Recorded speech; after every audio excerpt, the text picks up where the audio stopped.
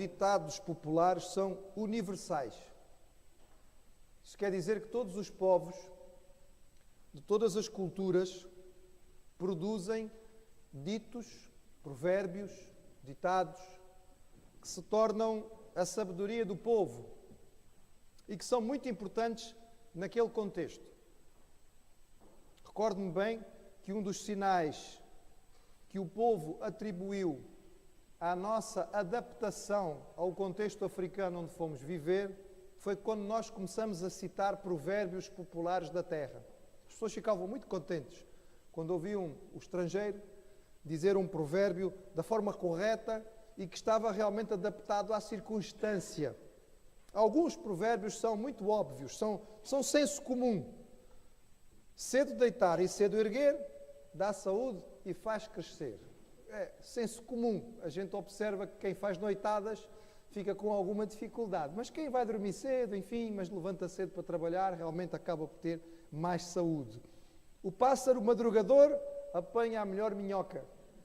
É senso comum, é óbvio. O pássaro que é dorminhoco certamente já vai chegar atrasado. Alguns ditos populares revelam uma sabedoria que vem da experiência, da prática, de ver as coisas acontecerem. Em casa onde não há pão, todos ralham, ninguém tem razão. É óbvio, nós já verificamos isto e sabemos que é uma coisa que acontece. Também senso comum popular da experiência. Quem quer, faz. Quem não quer, manda. Porque nós já tivemos todos esta experiência. Ou ainda, um dos mais simples de todos. As aparências iludem. E todos nós conhecemos.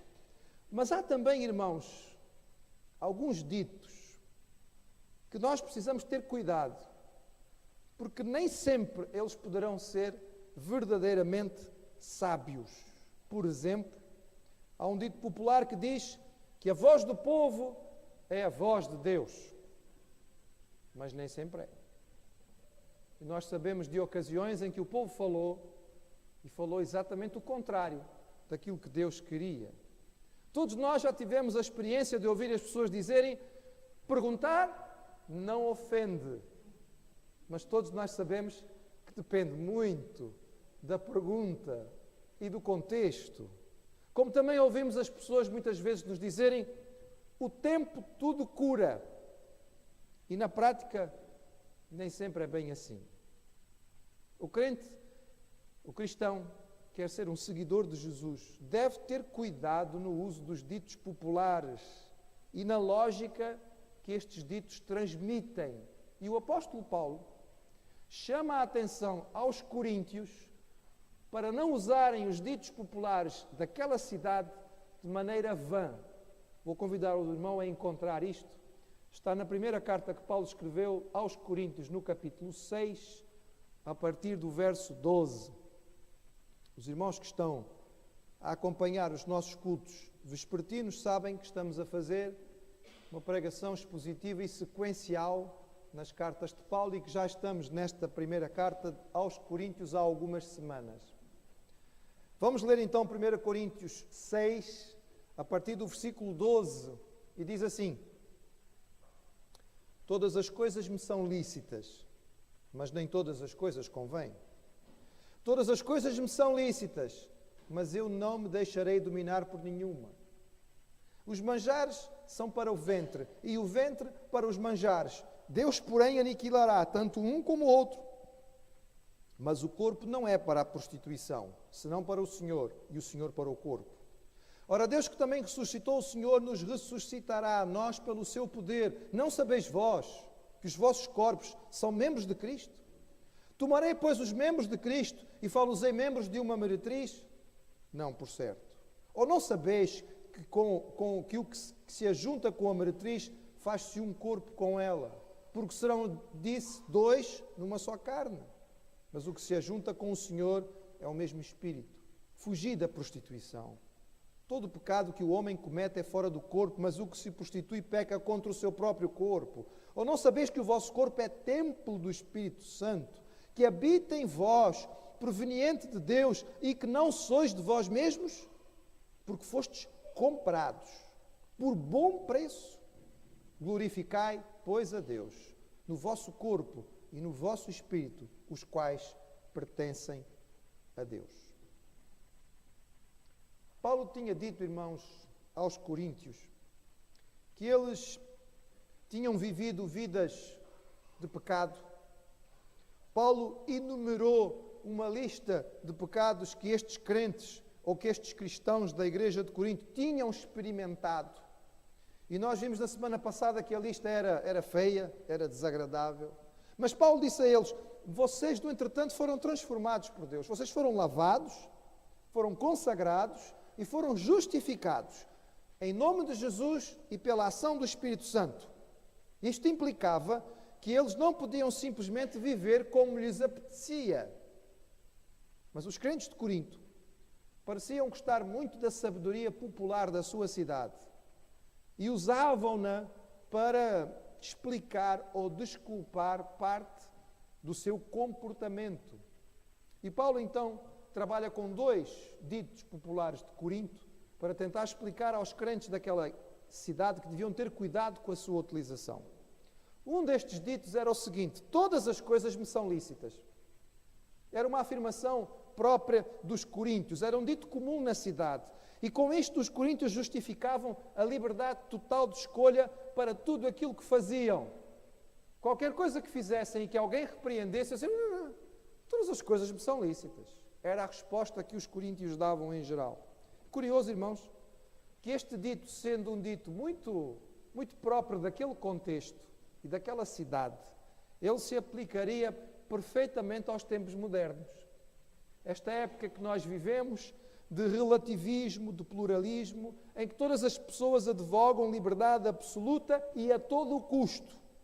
Recentemente tivemos aquele episódio na França, em que dois jovens muçulmanos radicais atacaram um jornal, ou a sede de um jornal satírico francês. E é curioso, irmãos, que, ouvindo os dois lados, ambos advogavam liberdade total. Tanto o jornal dizia: não, nós fizemos isto, nós somos livres, todas as coisas me são lícitas. E os jovens muçulmanos que fizeram o que fizeram, acabaram por dizer a mesma coisa: ah, é? Então nós também somos livres para fazer isto. Todas as coisas me são lícitas. E nós sabemos que isto é perigoso, irmãos, porque ambos os lados do episódio advogaram uma liberdade para se expressarem.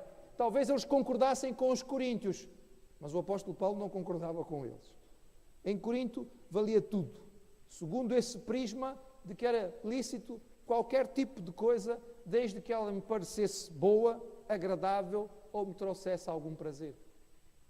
O segundo dito que os coríntios usavam com frequência era este: os manjares são para o estômago e o estômago para os manjares. E o que é que eles queriam dizer com isto? Isto era um dito que sugeria a libertinagem sexual, ou seja, assim como a comida foi feita para se comer e a fome foi feita para se buscar comida, também nós fomos feitos seres com capacidade sexual justamente para nos satisfazermos. Quando apetecer, a gente faz e ninguém tem nada a ver com isso, porque afinal o estômago foi feito para os manjares e os manjares foram feitos para o estômago. Era uma maneira de dizer que sempre que eles tivessem apetite neste sentido, era lícito que eles fizessem o que lhes apetecia, da mesma maneira que seria quando eles tivessem fome de comida.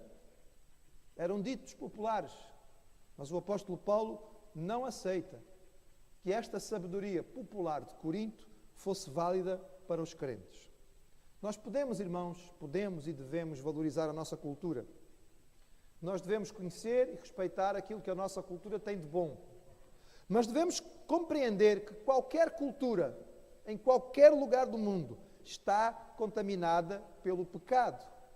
E por isso, como seguidores de Jesus, nós podemos apreciar aspectos da nossa cultura, mas sempre à luz da palavra. E quando a palavra mostrar que há erro, nós devemos rejeitar.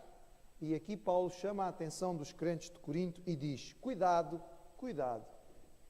Quando vocês ouvem este dito popular que diz: todas as coisas me são lícitas, atenção. Do ponto de vista da liberdade que temos em Jesus, alguém até pode dizer: todas as coisas me são lícitas, mas atenção, é preciso juntar a isso duas verdades importantes. Primeiro, todas as coisas podem ser lícitas, mas nem todas são convenientes. Segundo, todas as coisas podem ser lícitas, mas nenhuma delas deve me dominar. Algo que é lícito, irmãos, pode não ser aconselhável. Por exemplo, alguém pode usar alguma substância química, pode beber tudo aquilo que lhe apetecer, ou comer tudo aquilo que lhe apetecer, e isto poderá ser considerado lícito, mas atenção, pode não ser aconselhável, porque pode prejudicar o seu organismo, pode prejudicar o seu corpo. É lícito que o irmão vá para casa e beba uma garrafa de whisky inteira? Talvez seja considerado lícito. É conveniente? Não, não é, porque vai prejudicar o seu corpo. É lícito uma série de coisas, elas poderiam ser até consideradas aceitáveis, mas não eram convenientes porque elas eram prejudiciais, logo não eram aconselháveis. Da mesma forma, algo pode ser lícito até ao ponto em que ameaça-me dominar. Por exemplo, talvez a prática de um jogo, qualquer tipo de jogo, porque os jogos com facilidade são capazes de viciar. Talvez um jogo em si seja uma coisa perfeitamente inofensiva. Mas a partir do momento em que ele se torna uma coisa que domina a vida, a pessoa não é capaz de passar sem aquilo, deixa de fazer outras coisas importantes, deixa de buscar o Senhor, deixa de ter tempo para Deus. Já não é bom. É lícito, mas passou a ser uma coisa que nos domina. Eu poderia dizer a mesma coisa, por exemplo, ao hábito de assistir à televisão. É perfeitamente inofensivo. Mas eu conheço crentes em Cristo que por causa de um programa de televisão não vêm à igreja. Por causa de um programa de televisão não vêm participar de um culto. Por causa de um programa de televisão estão contaminando a sua mente com uma série de mensagens que não são positivas. Nesse caso, algo que era perfeitamente lícito passou a ser maligno, passou a ser prejudicial. Todas as coisas me são lícitas, mas eu não me deixarei dominar por nenhuma delas. É o segundo dito que o apóstolo Paulo condena. Os manjares são para o ventre para os manjares. E Paulo diz, pode ser até que no que diz respeito à fome natural isto seja verdade, mas não é verdade no que diz respeito ao corpo. E à sua necessidade eventual de apetite sexual. Paulo diz, as implicações que tem o contato físico entre o homem e a mulher são muito sérios e são muito profundos. Irmãos, a linguagem talvez não seja confortável para nós, mas vamos lembrar mais uma vez, porque os irmãos podem ter esquecido. A cidade de Corinto era famosa, sobretudo, pela sua maior construção, a mais majestosa de todas, que ficava no alto da Acrópole, que era o templo da deusa Vênus, ou Afrodita, a deusa do amor. Há quem diga que havia 6.000 prostitutas envolvidas no culto a Vênus. E parte do culto correspondia entre os homens da cidade subirem até lá e se envolverem com estas meretrizes, porque isto fazia parte daquela adoração. Numa sociedade em que isto era visto como aceitável, como normal, como comum, era preciso Paulo dizer o que ele disse aqui. Diz, não senhor, quando bate à vontade, nós não somos como os animais. Não é tão simples como a fome e que o estômago sente. As coisas não são iguais. É preciso vocês fazerem a distinção e não usem este provérbio popular para se desculpar, porque um crente não usa esse tipo de coisas. O Senhor sabe perfeitamente aquilo que é importante para nós. E com este ensino, irmãos, Paulo vai contra os extremos que a cultura grega, onde ele habitava, do mundo em que ele vivia, tinha trazido ou tentava trazer para dentro da igreja. Para os gregos, o corpo era algo mau. A ideia que os gregos tinham é de que o corpo prejudicava o homem. Um dos mais famosos filósofos gregos chamou o corpo de túmulo, como sepultura. A alma, o espírito é que era importante. O corpo só atrapalhava, não servia para absolutamente nada. Então, sendo a alma boa, ela estava presa no corpo e ela só podia ser liberta desta vida através de um ascetismo disciplinado. Ou seja, tinham todos que se transformar em ascetas, em monges, em pessoas que castigavam o seu próprio corpo, em que negavam ao seu próprio corpo todas as coisas, para desta maneira poderem se ver livres desta influência má que o corpo tinha. E havia toda uma linha da filosofia grega que defendia isto. Eram os estoicos, que então tinham todo o cuidado, alimentavam-se o mínimo, bebiam água, comiam só pão seco, não queriam mais nada que era para o corpo não os dominar. Dormiam no chão duro, passavam frio, faziam com que o seu corpo sofresse, porque desta maneira o corpo não os dominava, porque para eles o corpo era mau. Esta ideia, irmãos, e esta visão acabou por entrar dentro da Igreja de Roma e influenciar algumas das principais doutrinas que a Igreja Católica tem, por exemplo, no que diz respeito a Maria, a ideia da Imaculada Conceição e de que Maria nunca teve nenhum tipo de ligação com José, o seu marido, tem a ver com esta visão, uma visão errada daquilo que era o corpo, uma visão negativa que vinha da cultura grega. As duas respostas que os gregos tinham para esta situação eram extremas. Por um lado, os filósofos estoicos castigavam e dominavam o seu corpo ao máximo. Por outro lado, era a ideia da libertinagem total. Se o corpo não tem valor nenhum, se o corpo não presta, se ele é apenas um túmulo, então, olha, façam tudo aquilo que vos apetecer e se prejudicar o corpo, melhor ainda, morrem mais depressa e ficam livres dele. Nenhuma destas ideias correspondia ao ensino cristão.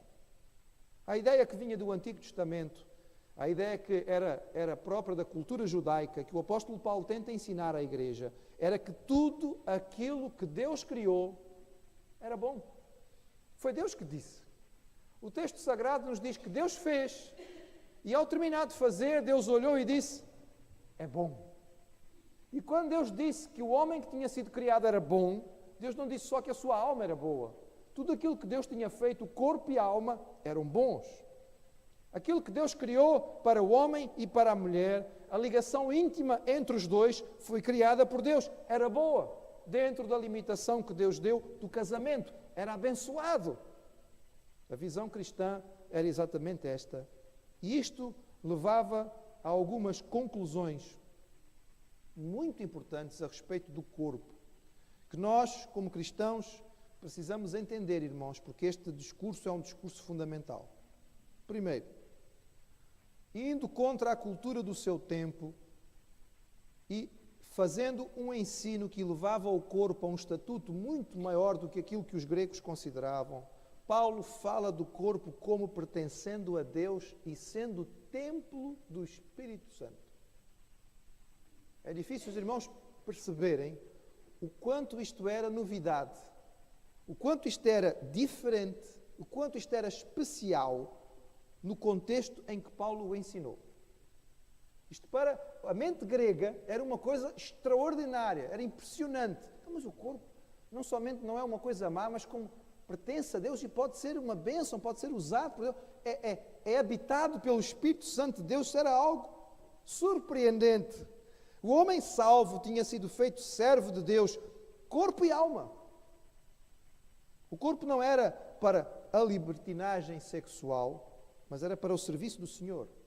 Entender que o nosso serviço não era apenas espiritual, mas corporal, era algo novo. Servir a Deus com o corpo, ser morada do Espírito Santo, era uma mensagem revolucionária. E nós precisamos estar atentos a isto, irmãos, porque infelizmente parece por vezes que nós aceitamos a penetração da cultura grega na Igreja Romana. E também olhamos e pensamos que para servir ao Senhor é só em espírito e é só a alma. Mas não é este o ensino da palavra. O texto é claríssimo, irmãos, quando o apóstolo Paulo diz: não sabeis vós que o vosso corpo é templo do Espírito Santo? Meu irmão, nós buscamos a santidade no Senhor. Não é só a santidade espiritual. Não é só a santidade da nossa alma, mas do nosso corpo, para ser usado da maneira como Deus o criou, para ser instrumento nas suas mãos. Segundo conceito muito importante que o apóstolo Paulo transmite aqui, é que a ligação física entre o homem e a mulher tinha muito mais influência sobre o mundo espiritual do que aquilo que normalmente nós pensamos. Desde o início, o ensino foi este: o homem e a mulher, ao se unirem fisicamente, se tornam uma só carne. É por isso que Deus estabeleceu o casamento monogâmico e indissolúvel. É por isso que Deus fez o casamento um homem e uma mulher e que Deus não queria a separação.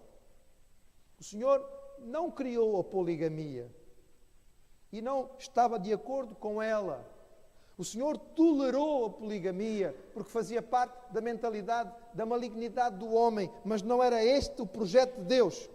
Quando Deus viu que o homem estava só, Ele não fez 5 ou 6 Evas para ele. E nem fez a Eva, a Maria, a Joaquina e a Benedita. Fez uma só. Porque chegava. Não era preciso mais.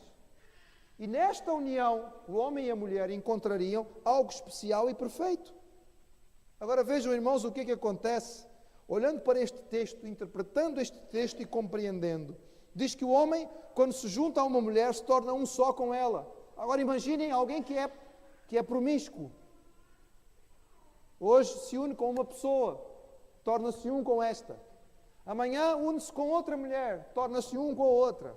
Na outra semana vira um com outra ainda. Sabe o que acontece, irmãos? Esta pessoa vai se fragmentando. Vai quebrando aos pedacinhos. Vai deixando bocados seus pelo caminho. Porque com cada nova pessoa com que se uniu, tornou-se um em espírito com esta pessoa. Cada ato de traição acabava por prejudicá-lo e fazê-lo ser menos do que era antes. Irmãos, é por isso que o homem sem Deus precisa de restauração.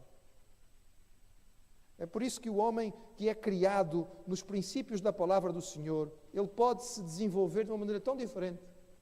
Ele pode crescer evitando isto. Entendendo na sua mente que Deus criou o casamento para ser uma bênção, mas percebendo e compreendendo que o casamento é um só.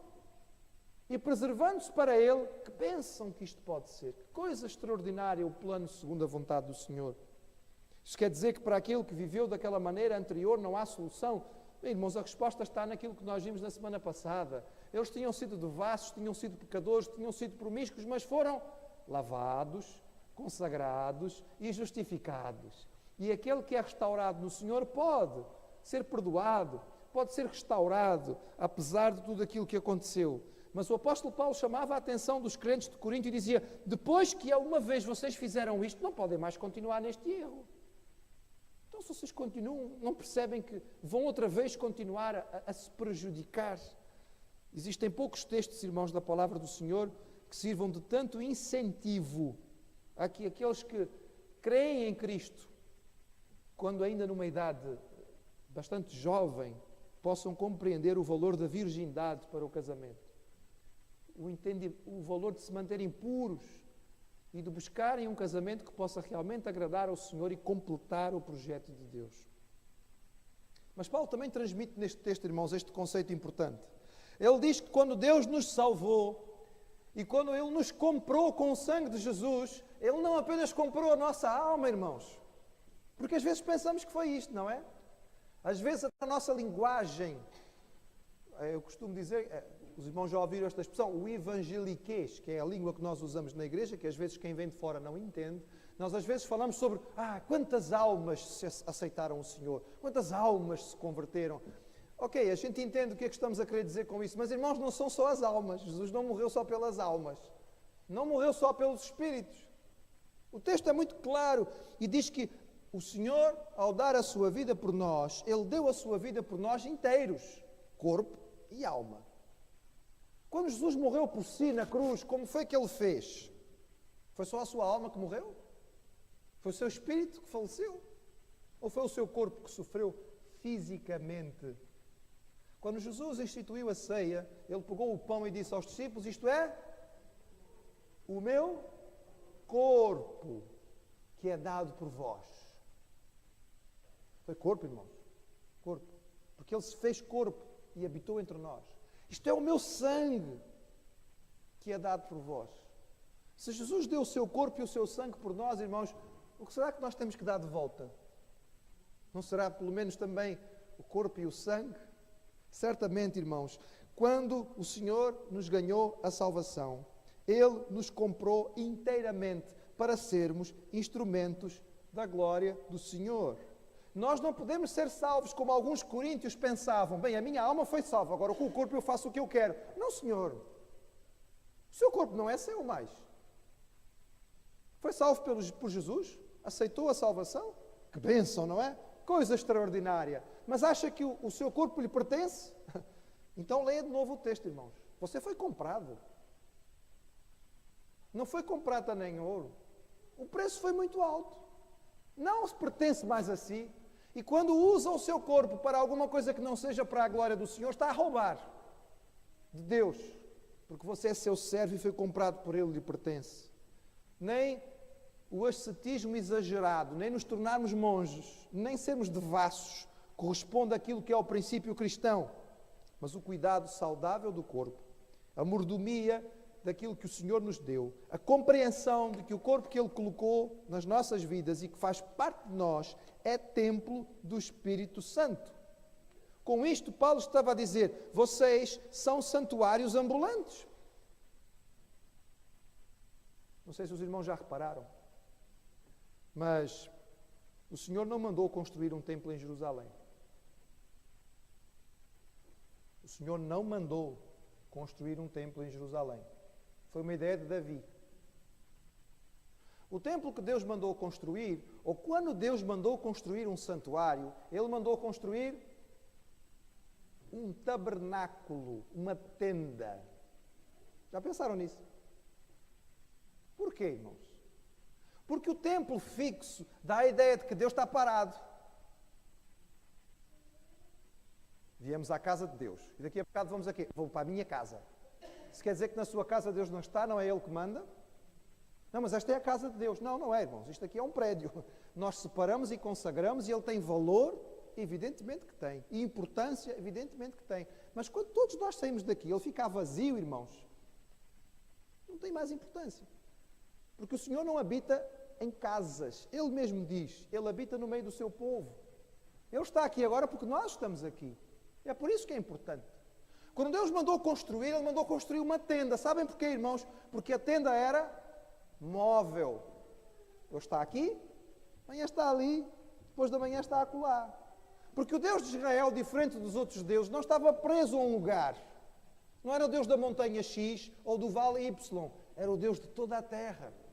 E este conceito, irmãos, passa para o Novo Testamento, mas deixa de ser um tabernáculo ou deixa de ser uma tenda e passamos a ser nós. Olha que coisa espetacular, meu irmão. Sabia que o irmão é um tabernáculo? É um tabernáculo de carne e osso. É um tabernáculo ambulante. O que é que acontecia com o templo, irmãos? Para que é que o templo servia? O templo servia para o local de adoração. Era o local onde Deus manifestava o seu poder. Era o lugar onde as pessoas iam para encontrar a graça de Deus. Que coisa extraordinária, irmão. Nenhuma religião criada pelos homens prevê nada nem perto daquilo que nós lemos aqui. Você é a habitação de Deus. E onde quer que você vá, aonde você se deslocar, deverá ser um local aonde Deus se manifesta, onde as pessoas veem a face do Senhor, onde eles percebem a sua glória, onde eles podem ouvir a sua voz, porque é isso que acontece no templo. Vocês são templo do Espírito Santo. Bem, meus irmãos, eu não sei se isso acontece consigo ou não. Eu confesso que comigo isto me faz estremecer. Isto faz cair sobre mim um peso significativo, que eu não deixo que me esmague, porque imediatamente eu devolvo ao Senhor, porque eu sei que se não for a sua graça e se não for a sua misericórdia, evidentemente que nós estaríamos esmagados. Só é possível pela obra de Jesus em nós. Daqui que nós podemos tirar algumas lições simples e rápidas para guardarmos. Primeiro, irmãos, cuidado com aquilo que o Senhor nos entregou. O nosso corpo pertence a Ele. E nós somos responsáveis, somos mordomos do nosso corpo. Não apenas das nossas posses materiais, mas daquilo que o Senhor nos deu fisicamente. Ter uma alimentação correta, fazer atividade física, cuidar da minha saúde, faz parte da mordomia que a Bíblia me ensina. Usar substâncias nocivas, prejudicar a minha saúde, uma alimentação desregrada, etc. e tal, isso são coisas que vão prejudicar o meu corpo, atrapalham aquilo que Deus me deu e que é para o seu serviço. Não pertence a mim, pertence ao Senhor. Perceber que nem tudo o que o mundo apresenta como sabedoria é verdade válida para os crentes. Neste caso eram os ditos populares de Corinto, que eram anticristãos. E, irmãos, nós estamos rodeados por muita sabedoria popular. E ouvimos por aí gente a falar com a boca cheia, como se estivessem a enunciar grandes verdades. Mas quando vamos verificá-las, elas realmente não têm a base da sabedoria da palavra de Deus. Lembrar que nós fomos comprados por um preço muito alto. Não apenas a alma e o espírito, mas corpo e alma, para que o nosso corpo seja também servo do Senhor, exista para a sua glória, manifeste a sua presença. Que o Senhor nos abençoe com esta riqueza, nos ajude a entender o quanto a sua vontade é valiosa para nós.